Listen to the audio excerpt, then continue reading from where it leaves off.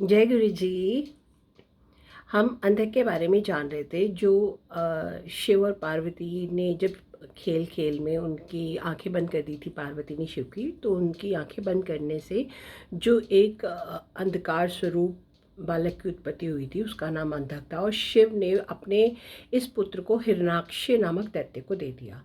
तो जो अंधक था एक समय अपने भाइयों के साथ खेल रहा था, और उस समय हिरणाक्ष का विष्णु जी ने वध कर दिया था और अंधक को उनका राज्य सौंप दिया था, उसको उसके राज्य पर अभिषेकित कर दिया था।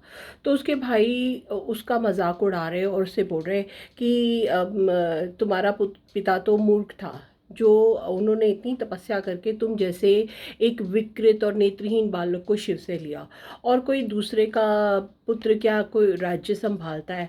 राज्य का तो जो उत्तराधिकारी होता है वो उसी का अपना स्वयं का पुत्र होता है, उसी को राज्य मिलता है और वही राज्य संभालता है। तुम यहाँ पर व्यर्थ ही हो। तो उस समय अंधक ने बहुत दीन वचन कहकर अपने भाइयों को किसी तरह से मना लिया और खुद रात को वहाँ से एक निर्जन स्थान पर चला गया। वहाँ जाकर उसने ब्रह्मा जी की बड़ी कठिन और घनघोर तपस्या की। उसने इतनी तपस्या की कि उसके तप की अग्नि से सारा चराचर जग जो था वो हिल गया।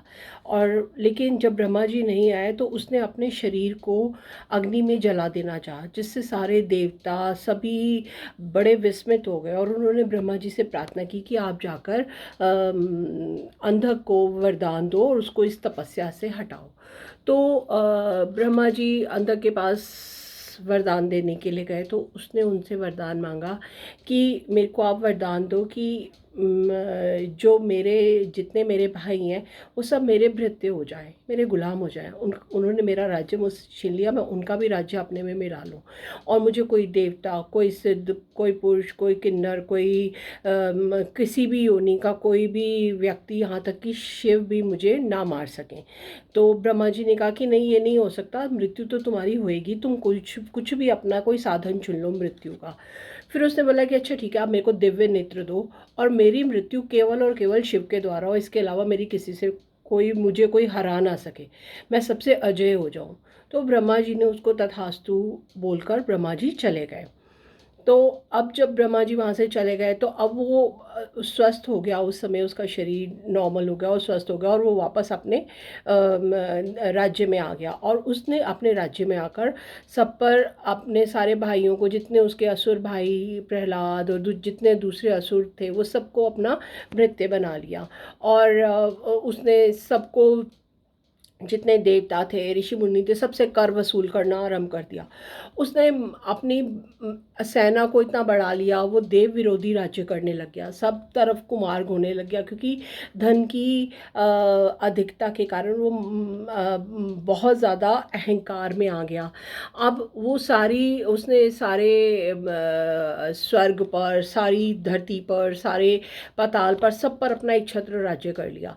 एक समय वो अपनी सेना को लेकर मंदरांचल पर्वत पर गया, तो वहाँ की शोभा देखकर बड़ा हैरान हो गया कि पर्वत पर सोने जैसा सारा पर्वत सोने के समान है। उसने वहाँ पर अपना महल बना लिया और वो वहाँ पर रहने लग गया।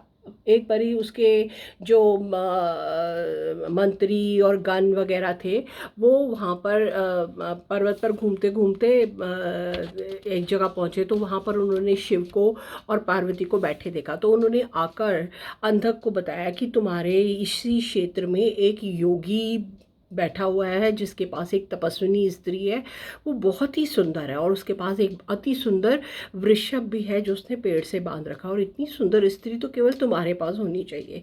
तो उसने उनको अपने मंत्रियों का आदेश दिया कि जाओ तुम उस योगी से उसकी स्त्री को मांग के लेके आओ।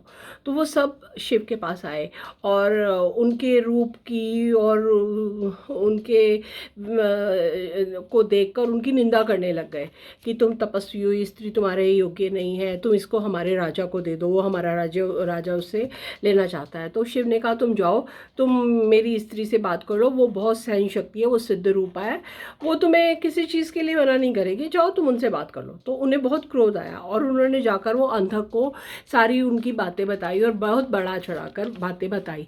तो अंधक को बड़ा क्रोध आ गया। तो अंधक ने अपने गणों को साथ लिया और वो शिव की मदिरा पीकर शिव की गुफा तक आ पहुंचा। अब जो शिव के गण थे उन्होंने उसको खूब मार भगाया वहाँ से, लेकिन वो फिर अपनी सेना को साथ लेकर फिर उनके साथ युद्ध करने लग गया। चारों तरफ युद्ध के कारण वहाँ पर खून और लाशों के ढेर लग गए। तो शिव को ये देखकर बड़ा खेद हुआ और उन्होंने पार्वती को बोला कि ये संसार की कैसी विलक्षणता है कि एक स्त्री के प्रसंग के कारण कभी कभी अपनों तथा स्वजनों से भी इस प्रकार युद्ध करना पड़ता है। तो शिव बोले कि मैं यहाँ पर अपने पाशुपत व्रत को पूर्ण करने के लिए आया था, लेकिन इस युद्ध के कारण और इन सब चीज़ों के कारण मेरा बहुत सा समय व्यतीत हो गया है। अब मैं कहीं दूसरी जगह जाकर अपने पाशुपत व्रत को पूर्ण करूँगा। तो ये कहकर शिव किसी दूसरे स्थान की ओर चले गए अपना घनघोर व्रत करने के लिए। इधर पार्वती जी अकेली ही रह गई, वो शिव के साथ नहीं गई। लेकिन अंधक फिर से उनसे युद्ध करने के लिए आ गया। तो पार्वती जी ने पार्वती जी ने उनकी सखियों ने अपने गुफा के अंतपुर के अंदर उस अंधक के साथ कई वर्षों तक, 1000 वर्षों तक युद्ध किया। उस समय पार्वती जी के साथ उनकी सखियों के रूप में ब्रह्मा, विष्णु, इंद्र आदि देवता सभी स्त्रियों का रूप बनाकर उनके अंतपुर में आ गए और वो सब मिलकर अंधक के साथ युद्ध करने लग गए।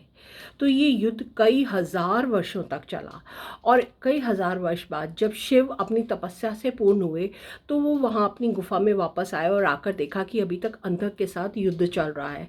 तो जब उन्होंने पार्वती को देखा और पार्वती ने उनको देखा तो पार्वती जी शिव के पास चली गई। जय गुरु जी।